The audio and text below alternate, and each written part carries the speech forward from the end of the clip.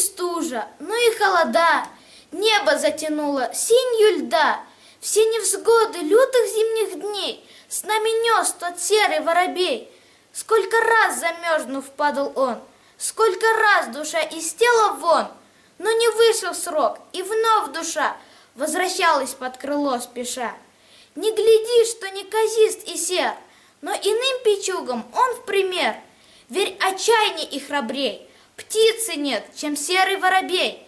Истомившись более, чем мы, как он ждал, как ждал конца зимы, и дождался, и привел весну в середину марта в белизну, и от первой капли опьянел, на карниз взлетел, да и запел, но никто, кто скажет почему, почему-то не внимал ему.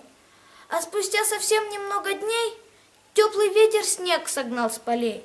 Вот тогда встречали мы скворца, привечали, распахнув сердца, радостно кидали шапки вверх. Это было, помнится, в четверг.